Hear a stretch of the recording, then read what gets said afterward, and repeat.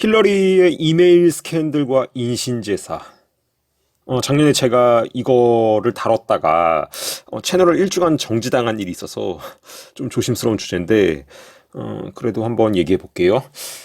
이 스캔들이 터진 건 2016년 그 트럼프랑 힐러리가 대통령 후보로 경쟁 중일 때였고 다양한 내용의 이제 그 힐러리의 이메일이 이제 문제가 있다. 이렇게 이제 문제 제기가 됐지만, 그 중에서도 이제 몰래 관련한 부분, 그 부분에만 좀 초점을 맞춰서 얘기를 하려고 해요.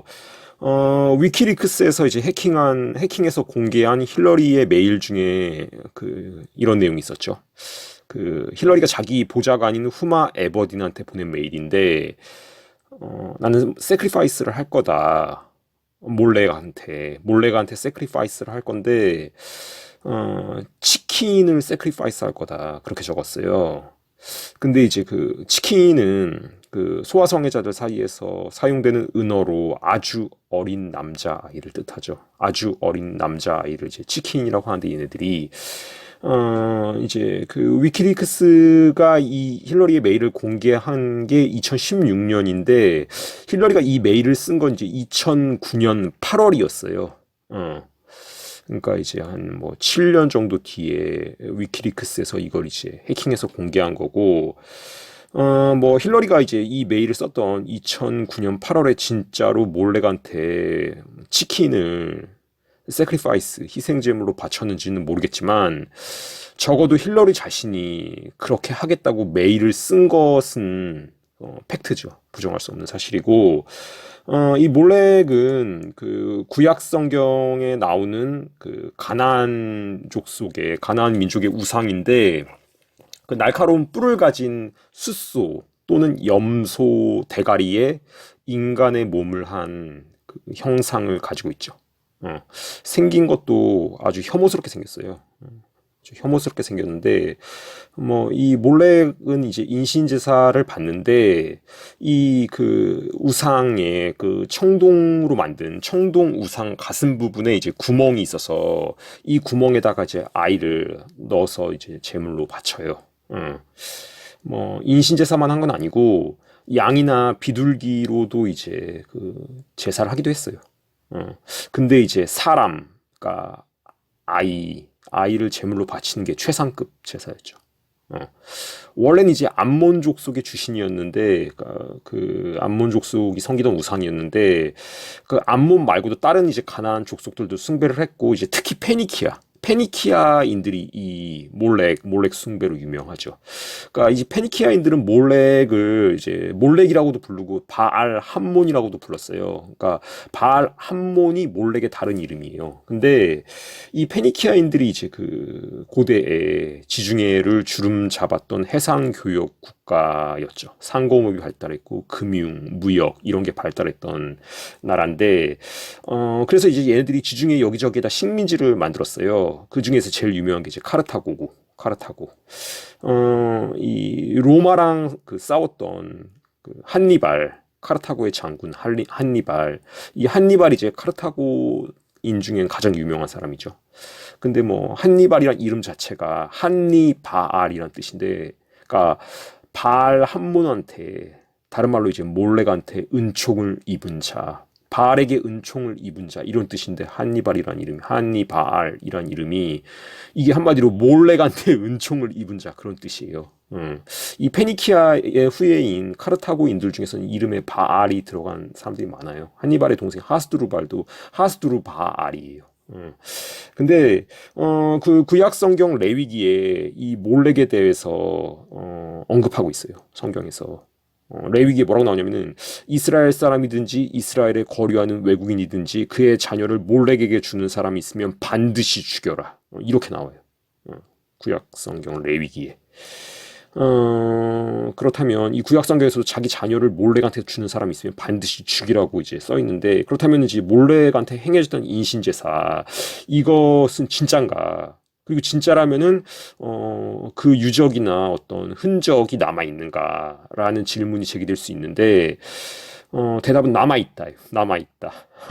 일단 역사적인 기록을 보면은 그 디오도로스 시켈로스라고 로마가 아직 공화정이었을 때, 그러니까 이제 제정으로 넘어가기 전에 옥타비아누스 전에 공화정이었을 때 활동했던 역사가 있어요.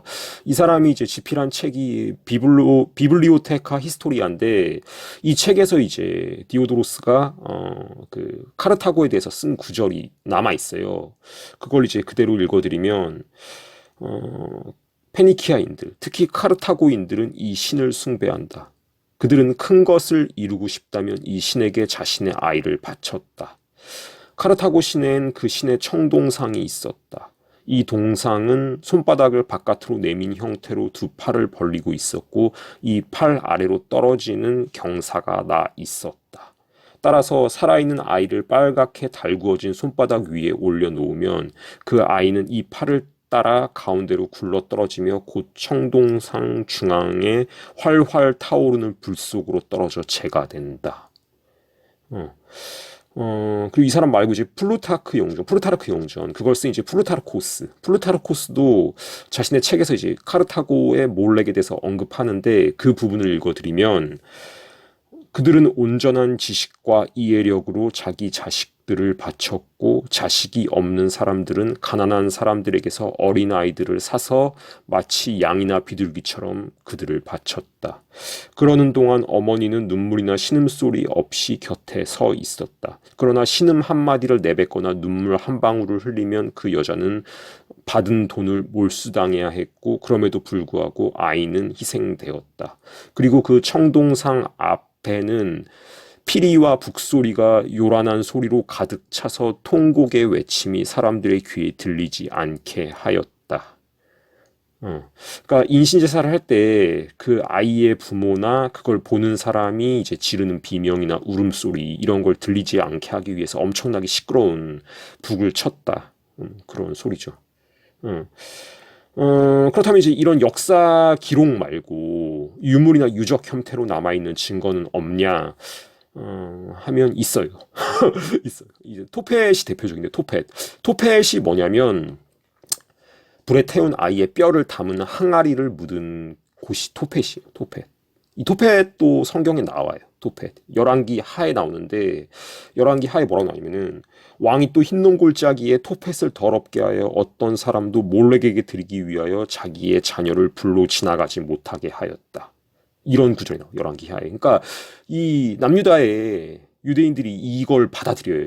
이런 끔찍한 그 몰렉 숭배를. 솔로몬이 이제 어떤 단초를 마련했는데 그래가지고 유대인들이 그걸 하니까 나중에 이제 그 남유대 왕이 그걸 못하게 그 지역 그 토펫을 더럽게 해버리고 몰렉에게 이제 그런 어떤 인신제사를 못하게 했다. 그런 구절이 이제 열왕기에 나와요. 근데 이제 그 다시 토펫으로 돌아가서 이 지금 토펫 유적이 가장 많이 대규모로 남아있는 데가 그 고대 카르타고가 있던 지금 현재 아프리카 튀니지예요. 튀니지. 여기에 토펫 유적이 대규모로 남아있어요. 지금도.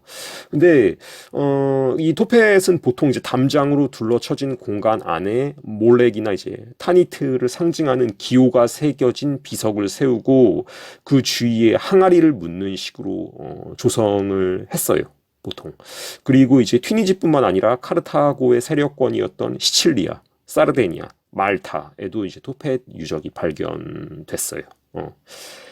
그러나 이제 튀니지에 있는 토펫의 보존 상태가 가장 양호한데 그 이유는 이제 기원전 146년에 3차 포에니 전쟁. 3차 포에니 전쟁으로 이제 카르타고가 완전히 망하죠. 카르타고가 로마에 의해서 완전히 망하는데 이 카르타고를 멸망시킨 로마군이 그 토펫 지역은 혹시라도 이제 토펫 있는 데를 건드렸다가 저주를 받을까봐 그 건드리질 않아요. 로마 군들이.